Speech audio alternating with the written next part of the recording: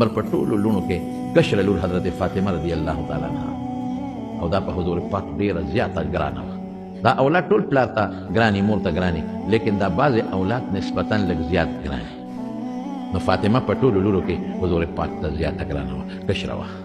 چې مور یې وفات شو، دا ترې ماشومه پاتې شوې ده، نور یې غټه وې، دا وړه پاتې شوې ده. د دې تربیت په خپله نبي کریم صلی الله علیه وسلم کړی او منې چې دې له به کله کمیس جوړو نو پیغمبر مبارک به په خپلو وله پلیشتو برابر پلیشتو. ما خفیت مشیتها عن مشیت رسول الله صلی الله علیه وسلم. د دې چال د حضور پاک د چال په شان دی. دا چې بتلو د شانه به ته وکتل، دا به وي رسول الله مبارک روان دی په داسې انداز بتله. او حدیث کې راځي چې رسول الله مبارک به داسې روز نه وه چې دې کاره به نه ته، داسې ورځ به نه وه. او نبی کریم صلی الله علیه وسلم فرمایي د فاطمه کې دا سیدة نساء اهل الجنه، د جنت د ښځو سرداره ده. دا داسې د پیغمبر خوښه وه. خو چې کله به دا راله رسول الله مبارک وګورئ په مصنف د ابن ابي شیبه کې د آدابو په باب کې دا احادیث شته. د حضور پاک ورته له ځای نه پاڅېده، نو ځان ته به یې رانږدې کړه او قبلها، ښکل به یې کړه. او چې کله به رسول الله مبارک دې کره لاړ، دا به پاڅېده مه پاسې، او کله به پاڅېده نو ځان ته به یې رانږدې کړه، ښکل به یې کړه. غرمه هم ورکړه حضور پاک ته. یو ځل د غرمې ورغی، حضرت علي رضی الله عنه کور کې نو وی اے ابن عمې کې د تره زوی دې څه شو؟ د پلار د تره زوی، خو خیر د تره زوی ورته وایي، خاوند دې څه شو؟ وی ما سره یې جګړه وکړه، بار ووت، ما سره یې نن غرمې ارام ونه کړ، قیلوله. حضور پاک چې ورشي، علي وګورئ کوم ځای دی. صحابي راغی، وی صاحب جومات کې د دیوال سوري ته پروت دی، اوده دی. د نبي علیه السلام ورغی، په خاورو پروت و. حضور پاک ته خاورې وڅنډلې. قم ابا تراب، قم ابا تراب، ای خاورو والا پاسه. او بویه ته حضرت فاطمه سره ولا جوړه وکړه.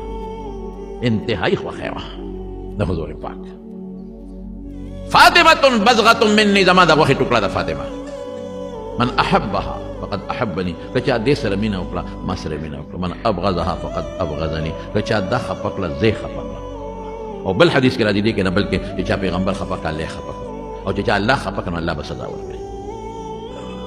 سفر نه چې به حضور پاک راغی، کله به نیغ جومات ته لاړ، او د جومات نه پس یا مخکې دا به فاطمې کره لاړ، بچې څنګه او مرض وفات کې چې دا حضور پاک لرانه نو ځان تې رانږدې کړه، پې ور پرېوته، غوږ یې ورته نږدې کړه، نو چې د اوچته شوه نو په ژړا شوه، نو بیا یې ځان ته رانږدې کړه، نو چې رانږدې کړه نو هغه د اوښکو خندا وکړه. عایشې بیبي ته تپوس وکړو، نه د پلار راز نه پاش کوم. نو د وفات نه پس یې تپوس وکړو، وایي دا عجیبه کار و، هم یو وخت کې ژړا و هم خندا بیا وه. چې رانږدې کړم راته وفرمیل چې بچې دې بیمارۍ کې زه دنه روان یم، صبر به کوې، ګورې صبر به کوې، چغې به نه وې، فریاد به نه کوې. ماله ژړا راغله د پلار په جدایۍ. بیا رانږدې کړم، وی بچې زما په خاندان کې د ټولو نه مخکې به ته ما پسې راځې او ته به د جنت د ښځو سردار یې. نو ما وخندل، خوشحاله شو. او کله چې رسول الله مبارک وفات شو، بیا څونه دړمنه ده.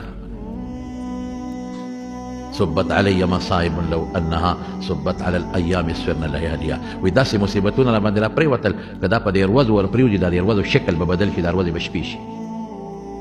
60 کال عمر کې وفات شو، لږ د پاسه یو څو میاشتې د پاسه 20 سال عمر کې دا غریبه له دنیا نه لاړه، او دړمنه لاړه د پلار پسې، د حضور پاک پسې.